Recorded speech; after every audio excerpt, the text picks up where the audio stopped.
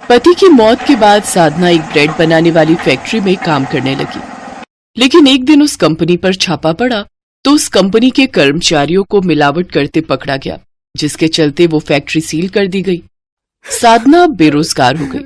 उसके ऊपर दो दो बेटियों की जिम्मेदारी थी। साधना रोने लगी, हे भगवान, अब मैं क्या करूंगी। उसकी 18 साल की बड़ी बेटी सोनम बोली, माँ, फैक्ट्री बंद हुई इसका मतलब ये नहीं कि रोजगार के सारे रास्ते बंद हो गए। कुछ ही समय बाद मेरी 12वीं पूरी हो जाएगी, फिर मैं कोई ना कोई नौकरी ढूंढ लूंगी। तभी छोटी बेटी रिशु बोली, माँ, अब परेशान मत हो, अब मैं फ्रिज से मैंगो कुल्फी लाती हूँ, फिर ठंडी ठंडी कुल्फी खाकर सारे गम दूर भगाएंगे। तीनों ने ही ठंडी ठंडी मैंगो कुल्फी खाई। कुल्फी खाते हुए साधना की आंखें भर आईं। तुम्हारे पापा गर्मियां आते ही मुझसे ये आम वाली कुल्फी बनाने की फरमाइश करते थे, इसीलिए वो सेकंड हैंड फ्रिज ले आए थे। अगर आज वो होते तो। माँ, बाबा ही नहीं बल्कि जब भी कोई रिश्तेदार गर्मियों में हमारे घर आता तो वो भी यही बनाने की जिद करता। आपके हाथों में तो कमाल का जादू है, क्या स्वादिष्ट मैंगो कुल्फी बनाती हैं आप। वैसे माँ, आप यही काम क्यों नहीं शुरू कर लेती? बाहर गर्मी ज्यादा है, लोगों को ये बड़ी राहत देगी। लेकिन बेटी, आम तो हमें अपने खेत के पेड़ से मिल जाएंगे, लेकिन इसके लिए दूध, सांचे और भी कई चीजों की जरूरत पड़ेगी। वैसे भी मेरे पास ना के बराबर पैसे बचे हैं। माँ, मुझे वजीफे में जो पैसे मिले हैं ना, आप उनसे ही सामान खरीद लो। नहीं बेटी, वो तुम्हारे पैसे हैं और बेटी के पैसे खाना पाप होता है। माँ, इन पैसों से जो कमाई होगी वो भी तो आप हमारे लिए ही कमाओगी ना। तो चलो, अब ज्यादा मत सोचो और बाजार से चलकर सामान ले आते हैं। वो दोनों बाजार सामान लेने चले जाते हैं। फिर अगले दिन से ही साधना मैंगो कुल्फी बनाकर बेचने लगती है। वो एक सड़क किनारे बैठकर आवाज लगाने लगी, मैंगो कुल्फी ले लो, मैंगो कुल्फी, ठंडी ठंडी मैंगो कुल्फी, दिमाग को और शरीर को ठंडी रखने वाली कुल्फी। वहां से कई ग्राहक गुजरे जिन सब की सोच अलग अलग थी। चलो ना पापा, कुल्फी खाते हैं। अरे नहीं नहीं, सड़क किनारे बैठकर बेच रही है, न जाने कैसी खराब कुल्फी होगी। तू आगे चल, मैं तुझे बढ़िया दुकान से कुल्फी दिलवाता हूँ। ये कहकर वो ग्राहक वहां से चले गए। तभी दूसरा ग्राहक वहां आया, मैंगो कुल्फी ले लो, मैंगो कुल्फी। अरे बेचारी कितनी कड़ी धूप में सड़क किनारे बैठकर कुल्फी बेच रही है। अब चलो इससे 2 कुल्फी ले लेते हैं। हैं? हाँ, चलो चलो। वो दोनों साधना के पास आए और उन्होंने उससे 10-10 रुपए में 2 मैंगो कुल्फी खरीदी और खाते ही कहने लगे, अरे वाह, ये कुल्फी है या रसीला आम? क्या स्वाद है, बड़ी ही कमाल की कुल्फी है। ऐसा करो, एक एक और दे दो। हाँ हाँ जरूर साहब, एक बार मेरे हाथ की बनी मैंगो कुल्फी खाओगे तो उसका स्वाद कभी नहीं भूलोगे। पहले ही दिन साधना की अच्छी कमाई हुई। उसने घर आकर अपनी बेटियों को ये बात बताई। माँ, ये तो बहुत अच्छी बात है, अब तो आपको अपना काम और बढ़ाना होगा और कल मेरी छुट्टी है तो मैं भी आपके साथ ही चलूंगी। ठीक है मेरी बच्ची। अगले दिन सोनम भी उसके साथ काम पर गई। अब सोनम आवाज लगाती और साधना सबको कुल्फी देती। तभी उस सड़क किनारे से एक सेठ गुजर रहा था। उसने पूछा, बेटी, कितने में दे रही हो मैंगो कुल्फी? 10 रुपए की है सेठ जी। बोलो कितनी लगा दूं? बेटी, तुम मेरे पेट पर मत जाओ, ये तो पहले से ही निकला है। अच्छा, फिर भी तुम कहती हो तो 1 लगा दो, क्योंकि आम तो मेरे पसंदीदा है, मैं इसके बिना नहीं रह सकता। सेठ वो मैंगो कुल्फी खाकर हैरान रह गया। वाह बहन जी, क्या शानदार मैंगो कुल्फी बनाती हो तुम, लेकिन फिर यूं सड़क किनारे बैठकर बेच रही हो। साहब, कहीं बैठकर तो गुजारा करना होगा ना, ठेले या दुकान के लिए अभी पैसे नहीं हैं। मैं जगदम्बा रेस्टोरेंट का मालिक हूँ, बड़े बड़े ग्राहक आते हैं मेरे रेस्टोरेंट पर। खाने के बाद सबको मीठा खाने की इच्छा होती है। अगर तुम चाहो तो वहां बैठकर कुल्फी बेच सकती हो। यहाँ 10 की बेचती हो, वहां 30 की बेचना, अच्छा मुनाफा कमाओगी। लेकिन अगर तुम्हें कोई ऐतराज ना हो तो। नहीं नहीं साहब, मुझ गरीब को क्या ऐतराज होगा। पति की मौत के बाद घर की जिम्मेदारी मेरे ही ऊपर है। बेटी पुलिस अफसर बनना चाहती है, इसीलिए उसके लिए ही इतनी मेहनत कर रही हूँ। ये सुनकर सेठ बड़ा खुश हुआ। उसने सोनम के सर पर हाथ रखकर उसे खूब आशीर्वाद दिया। अगले दिन से साधना उस रेस्टोरेंट के बाहर पहुंची जहां रंग बिरंगा साफ सुथरे ठेले का इंतजाम सेठ ने साधना के लिए कर दिया था। साधना उसमें 30 रुपए की मैंगो कुल्फी बेचने लगी, जिससे उसकी बिक्री 3 गुना बढ़ गई। अब उसके ठेले पर लोगों की खूब भीड़ रहती। आसपास के आइसक्रीम वाले उससे जलने लगे। एक ठेले वाला बोला, पता नहीं ये औरत क्या मिलाती है अपने मैंगो कुल्फी में, है जो लोगों की भीड़ इसके आसपास ही लगी रहती है। हमारे पास तरह तरह की कुल्फी है, लेकिन फिर भी लोग इसी के पास जाते हैं। तू ठीक कहता भाई, कुछ ना कुछ तो करना ही पड़ेगा इसका। अगले दिन उन्होंने उस पर नजर रखनी शुरू कर दी। फिर जिससे वो दूध लेती है, उस दूध वाले को पैसे देकर उसके दूध में एक दवाई मिला दी, जिससे साधना ने जब उसकी मैंगो कुल्फी बनाकर लोगों को बेची तो उससे उनकी तबीयत खराब होने लगी और सबको उल्टियां होने लगी। अरे ऐसा क्या मिलाया है इस मैंगो कुल्फी में भाई, हम सबको उल्टियां होने लगी? पता नहीं साहब, मेरी तो कुछ समझ में नहीं आ रहा। मैं तो हमेशा यहाँ मैंगो कुल्फी बेचती हूँ। सब लोग उसकी मैंगो कुल्फी फेंक कर वहां से जाने लगे और अब कोई भी उसके ठेले पर कुल्फी लेने नहीं आता। साधना परेशान होकर सेठ से मिलने पहुंची। मुझे तुम पर भरोसा है साधना, तुम ऐसा कुछ नहीं कर सकती। जरूर कहीं कोई गड़बड़ हुई है। अच्छा ये बताओ, तुम दूध और आम कहां से लेती हो? आम तो मेरे खेत में एक पेड़ है, उसी के हैं, और दूध में बिरजू दूधिया से लेती हूँ। सेठ ने बिरजू को बुलाया और उसे खूब धमकाया। सच सच बता बिरजू, कहीं तू दूध में कोई मिलावट तो नहीं करता? तेरे दूध की बनी कुल्फी खाने से लोगों को उल्टियां हो रही हैं। सच सच बता, नहीं तो मैं पुलिस को बुलवाकर तुझे जेल में बंद करवा दूंगा। नहीं साहब, ऐसा मत करना, मैं सब सच बताता हूँ। मुझे माफ कर दो मालिक, मुझे जो है पैसों का लालच आ गया था, इसलिए एक आइसक्रीम वाले के कहने पर मैंने दूध में दवाइयाँ मिला दी थी, जिससे लोगों को उल्टियाँ होने लगी। बिरजू, कुछ पैसों के लिए तुमने लोगों की जिंदगी के साथ खिलवाड़ किया। अब तुझे ये सब पुलिस वालों के सामने भी बताना होगा। हाँ, मैं सब बता दूंगा। पुलिस उन आइसक्रीम वालों को पकड़ कर ले गई। सच्चाई सबके सामने आने के बाद साधना की कुल्फी फिर से बिकने लगी। साधना ने सेठ को खूब धन्यवाद दिया। आपका बहुत बहुत शुक्रिया सेठ जी। तुम अपनी बेटी का सपना पूरा करना चाहती हो ना, इसीलिए मैंने तुम्हारी मदद की है। अब साधना जी तोड़ मेहनत करने लगी। वो अब शादी ब्याह के ऑर्डर भी लेने लगी। अब उसकी कमाई बढ़ गई। उसने ठेला छोड़ दुकान ले ली और उसी में मैंगो आइसक्रीम बनाकर बेचने लगी। उसने अपने साथ कुछ और लोगों को भी जोड़ लिया। उधर सोनम भी अच्छी पढ़ लिख कर पुलिस अफसर बन गई। अब मैं बहुत खुश हूँ मेरी बच्ची, आज तूने अपने बाबा का सपना सच कर दिया। माँ, अब तुम ये काम छोड़ दो, अब मैं सब संभाल लूंगी। नहीं बेटी, मैं नहीं चाहती मेरे काम बंद करने से कई लोग बेरोजगार हो जाएं। हमारी तरह और भी कई बेसहारा लोग हैं जिन्हें काम की जरूरत है। अब उनकी सारी चिंता दूर हो गई। सोनम को एक सरकारी बंगला मिल गया, जिसमें साधना अपनी दोनों बेटियों के साथ खुशी खुशी रहने लगी।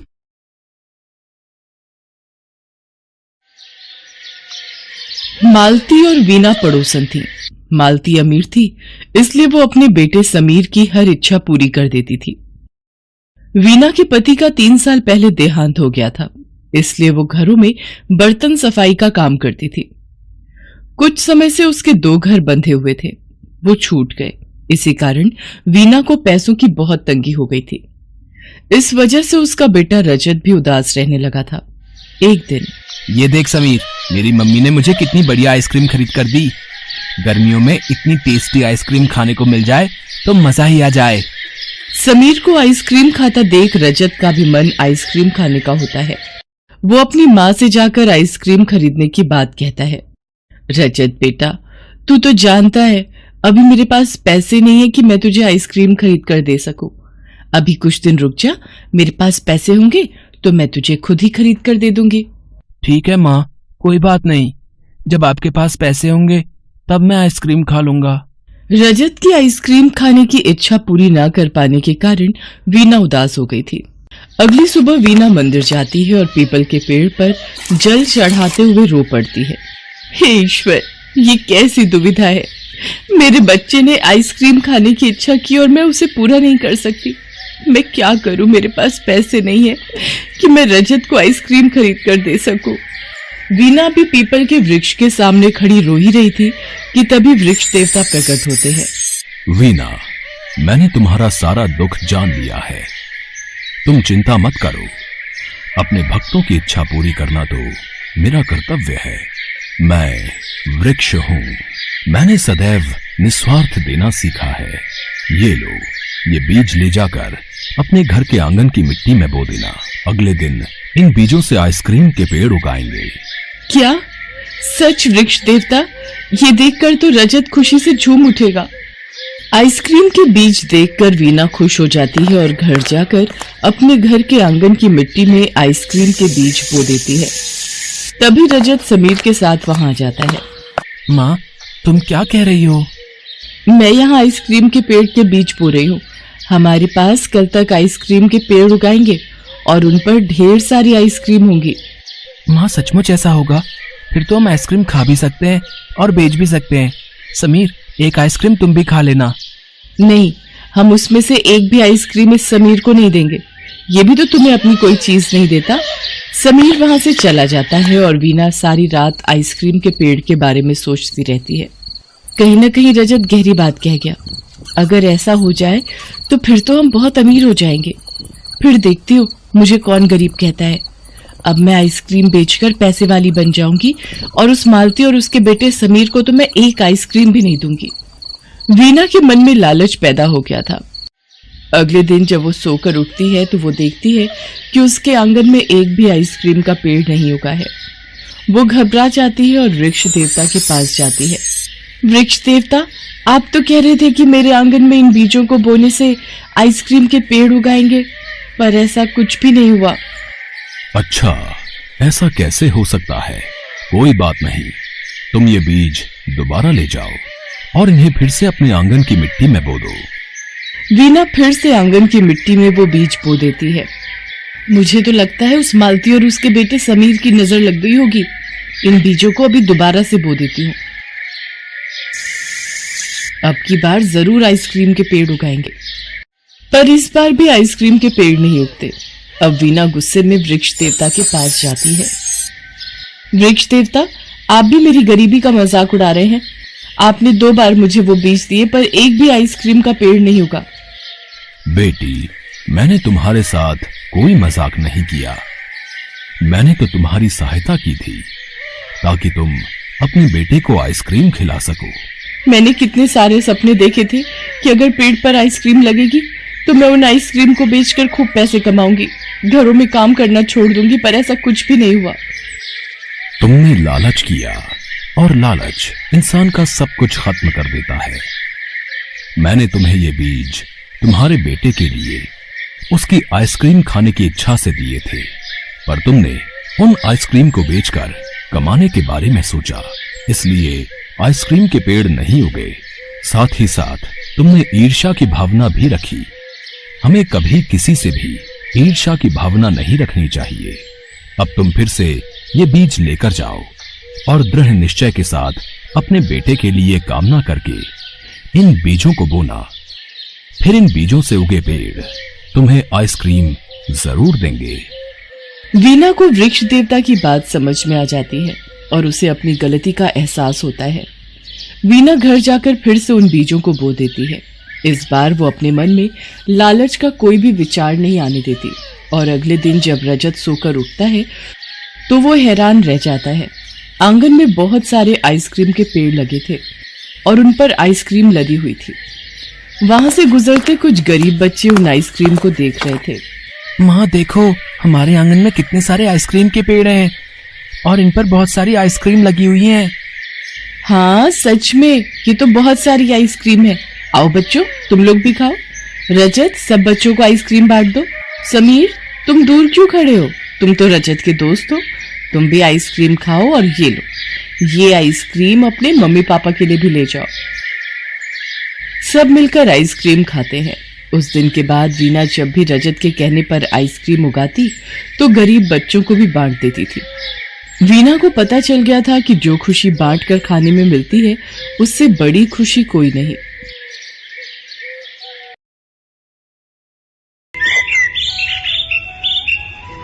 माँ, मैं स्कूल जा रहा हूँ। अच्छा ठीक है, सुन, स्कूल के लिए कुछ रोटी वोटी रख ली कि नहीं? हाँ माँ, रख ली। अब मैं जाता हूँ। इतना कहकर राहुल स्कूल की तरफ बढ़ गया। राहुल अपने गांव के ही सरकारी स्कूल में 12वीं क्लास में पढ़ता था। वो पढ़ने में बहुत ही होशियार था। राहुल जब छोटा था तभी उसके पिता की मौत हो गई थी। उसके पिता का अपना आम का बगीचा था और जिस गांव में राहुल रहता था वहाँ के ज्यादातर लोग आम की ही खेती करते थे। उधर स्कूल में क्या हो गया हीरो, इतना उदास क्यों है? अरे कुछ नहीं यार, बस खुद पर गुस्सा आ रहा है। क्यों, ऐसा क्यों, क्या हो गया? मेरे होते हुए मेरी माँ को कितना काम करना पड़ता है यार। आमों से भरी इतनी भारी टोकरी लेकर कितनी दूर तक जाना पड़ता है उन्हें। अगर चाची आम लेकर उस ठेकेदार रमन सिंह के पास नहीं ले जाएंगी तो आमदनी कैसे होगी? बस इसी बात का तो रोना है कि वो खड़ूस रमन सिंह औने पौने दाम पर पूरे गांव के लोगों से उनके आम खरीद लेता है। खुद तो दिन ब दिन अमीर होता जा रहा है और हम इतनी मेहनत करने के बाद भी और गरीब होते जा रहे हैं। राहुल को जिस रमन सिंह पर गुस्सा आ रहा था वो गांव का ही एक बड़ा जमींदार था। गांव के सभी लोग उसे ही अपने आम बेचते थे। ऐसा करना उनकी मजबूरी थी। दरअसल गांव इतना पिछड़ा और एकांत में था कि वहाँ कोई दूसरा व्यापारी आम खरीदने आता ही नहीं था और लोगों के लिए शहर जाकर आम बेचना मुमकिन नहीं था। बस इसी मजबूरी का फायदा रमन सिंह उठाता था। राहुल ये हालात बदलना चाहता था लेकिन वो चाह कर भी कुछ नहीं कर पा रहा था। फिर उसी शाम, आज आमों के कितने पैसे मिले माँ? अरे तो वो सब छोड़ना, नहीं पहले आप बताओ। कुल 15 किलो आम थे तो रमन सिंह ने 150 रुपए दिए मुझे। बस 150 रुपए? माँ तुम्हें पता है आज हमारे मास्टर साहब ने बताया कि इस वक्त शहर में आम 60 से 70 रुपए किलो बिक रहा है। हाँ पर हम कर भी क्या सकते हैं बेटा? कर सकते माँ, और मैं करके भी दिखाऊंगा। तुम देखना, मैं जरूर कुछ ना कुछ करूंगा। राहुल गुस्से से वहाँ से चला गया। उसकी माँ कलावती उसे पुकारती रही लेकिन वो नहीं रुका। अब क्या हो गया तुझे? फिर चाची से झगड़ कर आया क्या? हाँ यार, तो उनसे क्यों झगड़ता है? वो माँ है तेरी। मैं उनसे नाराज नहीं हूँ, मेरा खून तो उस रमन सिंह की दादागिरी पर खौलता है। अच्छा ये बता, तेरे आम कितने के बिके? पापा बता रहे थे कि 12 किलो आम के रमन सिंह ने 120 रुपए दिए बस।